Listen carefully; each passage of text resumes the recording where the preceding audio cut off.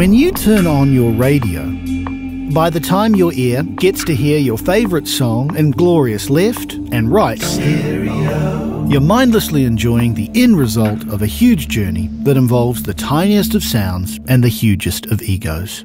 You see, musicians have to first work to capture these painstakingly honed individual sounds. Beats. Melodies. And only then can they attempt to mix them perfectly together to create the one community of stereo sound that modern humans call a song.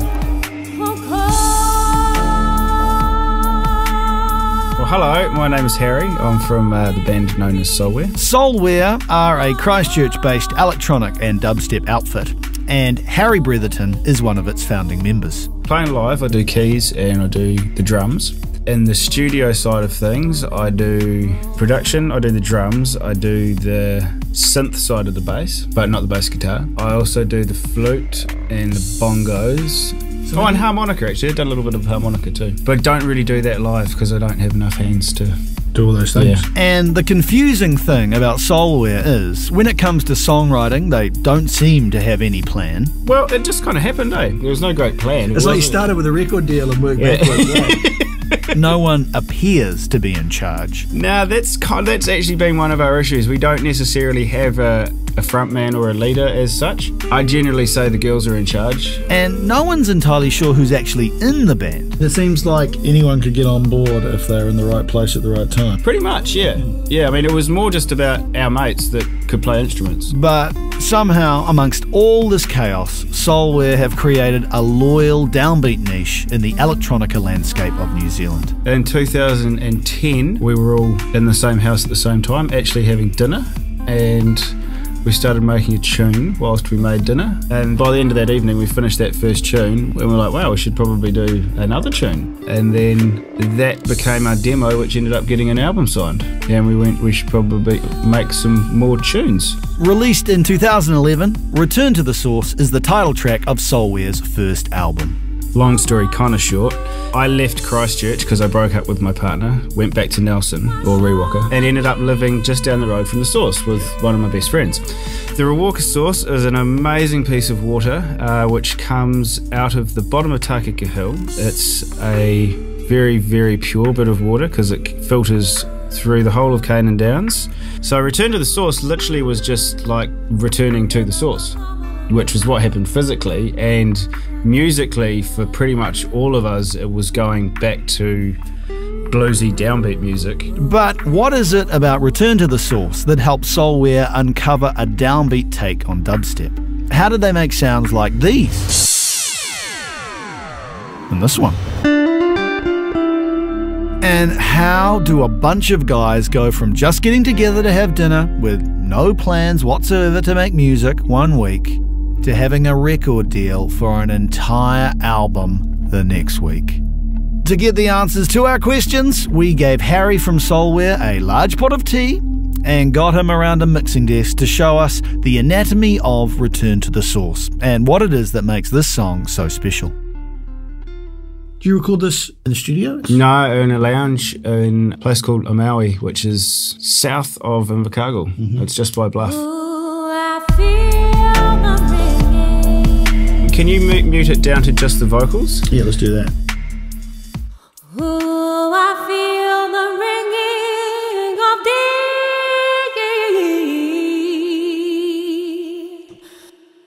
ringing of deep water sinking. Sailing. She's actually a country musician, but wanted to get into more kind of dub reggae stuff. As you do. So it was just like, hey, well, why don't you have a hoon on this? And she was amazing. And she worked with this guitarist, so she was like, hey, well, why don't I get my blues guitarist guy to get involved? And his name is also Harry. And so in terms of like recording the vocal takes and the guitar takes, did you give them instructions? Did you just put them in the room and say, do what you want? Pretty much, yeah. It was done over a tune that was completely different to what it ended up being. The bass and the drums and everything else got completely rearranged. Most people start with the bass and drums first, and then you would have your guitar and vocals at the end. Yeah, we So messed that you one up went too. the other way around. Yeah. Yep. I haven't really clicked on how backwards it was until now, but you're very right there.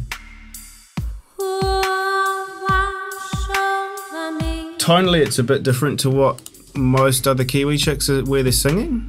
I think it's because of the country thing. Did you ever bust out the yodel? Like, was there any of that kind of, hey, we're not in door now? I haven't heard a yodel, but I will bring that up. Oh, yeah. Yeah.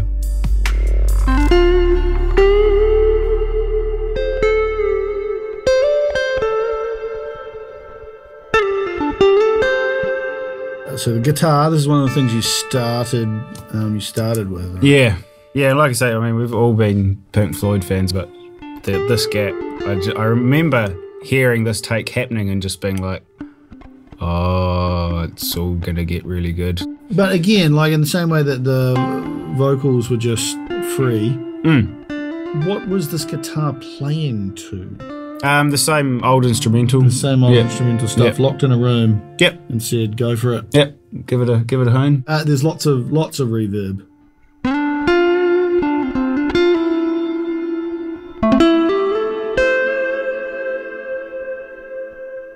Yeah, yeah. So what does having a big reverby guitar, what does that achieve? Well, there's lots of good things to it, but I mean, I think it gives you the ability to just play one or two notes and them have a lot more impact than just ding ding. You know, it's ding ding. They cover a bigger dynamic range as well. You can get a lot more stereo field out of them. I mean, it's stereo feel. You get more stereo feel. Well, your guitar is a mono feed, yeah?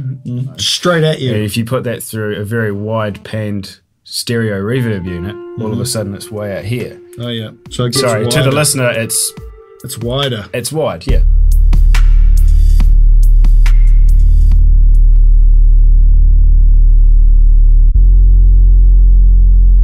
Bass is pretty simple. Surge is a synth, yeah, it's got a heck of a bottom end on it. Ghetto booty. But that basically just follows what the pad's doing.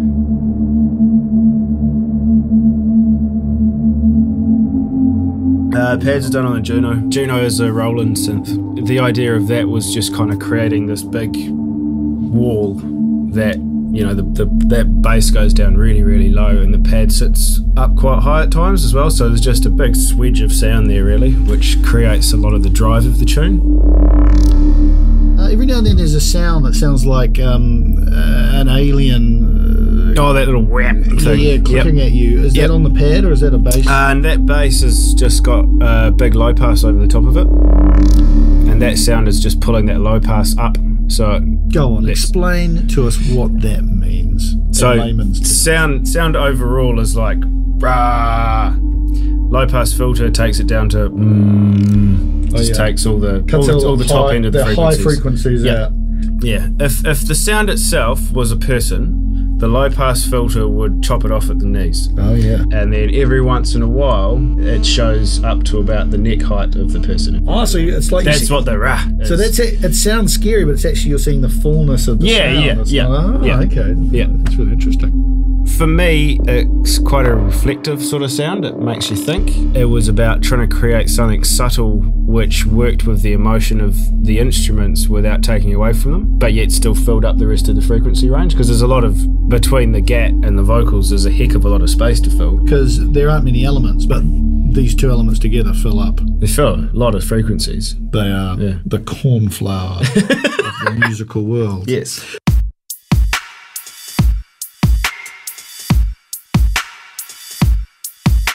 As far as I can remember, they're all pretty standard drum sounds that we got from a sample pack, but so there are live elements to it. But this is something, in terms of live elements, these are live from some other human being. Yeah. You've pulled these together on a computer. Yep. So again, yeah, lots of reverb on bits and pieces. The snare drum is actually just a wood block. That's not got much punch to it, which means that you can give it more dynamic range with your reverbs and stuff as well, because if that was just a big punchy like poosh kind of sound, you don't really want that tail on it. Really, if you put a big snare through a decent bit of reverb, it sounds like something from Aerosmith. Pretty That's quick. not what we're going for. No, is it? no. This is never going to be no Sweet Child of Mine. And I have this passion for ride cymbals, so that's rides going backwards.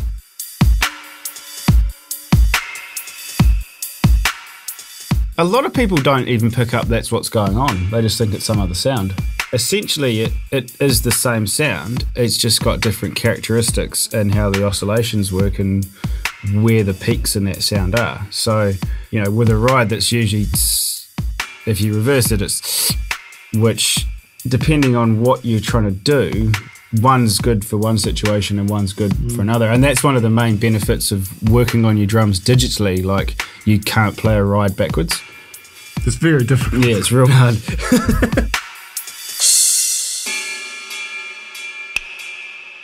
That's another ride, and then that's little clavier. Yeah. Those old clicks, eh? Yeah. They remind me of Maori mythology for some reason. I really like the skank. Okay, here it comes. This is it. Yeah. Oh yeah. Yeah, it's a good skank, that one. That's also from the Juno. Also a nice bit of delay and reverb on that. Now there's a guitar skank, which people have heard in reggae and ska and that kind of stuff. There's a whole different beast, really. Well, same rules, different instrument. Okay. So tell me the rules of skank. Skank 101 is it's on the off. So it's on your ones and your threes. Sometimes you get, you just have it on the two and it goes with your snare, which is what this is doing. The skank just adds. It's more of a dynamic hit because the pads they don't have any part where they kind of happen. They're just rolling the whole time. They're just and that just gives it like there's impact of that. Although it's not abrasive with its impact. No, it's very soft. Yeah, that's right. The pad and the skank sound together, I still really like. And did this come at the end? You had everything else there and you said it's missing something. Yeah, totally. Yeah. Because you just have it at the beginning and at the end. Yeah. The intro without that was a bit bare. So like the skank comes in, then the vocals come in, then they both go and the guitar comes in. And then slowly but surely the three elements blend over until we get to this bit at the end where the three elements of we've got it all going on. Of guitar, vocals and skank. And skank, yeah. So, after spending all this time creating and capturing these individual bits, what does Soulware think they've achieved when all these parts work together? Some people are going to be listening to Return to the Source and they're going to say, not much seems to happen. Yep. How would you respond to that? Lots of people like it. I would say not much is meant to happen. I'd like to think enough happens. Maybe more should happen. For the downbeat thing to really work, it can't be busy. It ends up just being clutter. How do you hope it will make someone feel? I would like to think that it puts people in a little contemplative sort of mindset. I think that's definitely what it does for me. I don't know if it would make people go, oh, what's this? I want to go and buy this. I want to go to this concert. This is amazing. I think it's definitely more of a tune to listen to on your own in a nice space. The whole album's really good for driving. You mean it makes people drive better? Because you don't want to go to sleep when you're driving. No, you don't. You don't want to be no, but relaxed. that's the thing is it puts you in this nice little space where you're relaxed but you're not sleepy. The skanks keep you awake. Yeah, it's interesting enough that you're like, oh, what was that? Oh, that's good. Oh, yeah, and another 8 bars, that will happen again. Don't give away all just of your the secrets. once. And a big thanks to Harry from Soulware. Anatomy of a Song is a radio adventure crafted by RDU, funded by New Zealand On Air, and produced by Rachel Morton, Jonny Pipe, and me, Spanky Moore. Thank you for listening.